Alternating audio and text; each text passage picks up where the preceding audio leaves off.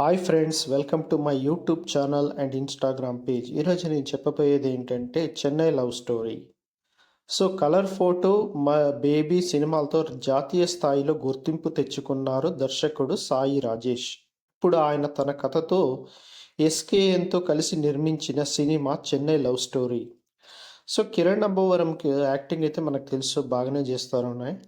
So ఈ మధ్య ఆయన సినిమాల నుంచి ఒక సినిమాకి చాలా మంచిగా పేరు అనేది వస్తూ ఉంది. ప్లస్ ఆయన యాక్టింగ్లో కూడా ఇంప్రూవ్మెంట్ ఉంది. ప్లస్ ఆయన యాక్టింగ్ కూడా చాలానే బాగుంది. సో ఈయన కూడా ఏ బ్యాక్గ్రౌండ్ లేకున్నట్లు వచ్చిన హీరో అనమాట. సో బాగానే చేశారు. సో గౌరీ ప్రియ యాక్టింగ్ కూడా చాలా సింపుల్గానే చాలా బాగానే ఉందన్నమాట సినిమాకి తగ్గట్టుగా.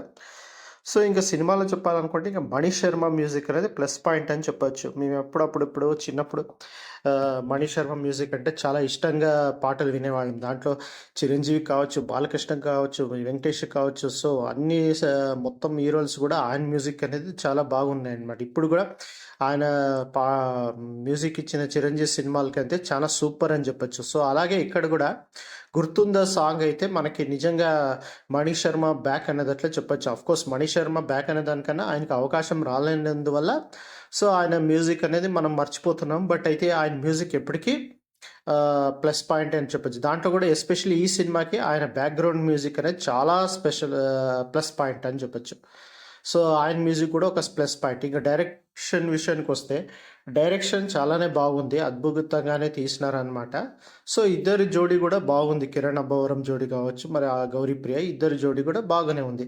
మొత్తానికి సినిమా అయితే చాలా సూపర్గానే ఉంది. సో సినిమాని మనము సినిమాల్లో చూస్తేనే బాగా కిక్ ఎక్కుతుందని నేను అనుకుంటున్నాను. సో నేను సినిమా చూసి వచ్చినాను. ఇలాగే మరెన్నో విషయాలు మీరు తెలుసుకోవాలి అనుకునేది అయితే నా యూట్యూబ్ ఛానల్ సబ్స్క్రైబ్ చేసుకోండి, మరి ఇన్స్టాగ్రామ్ పేజ్ని ఫాలో అవ్వండి. Thank you.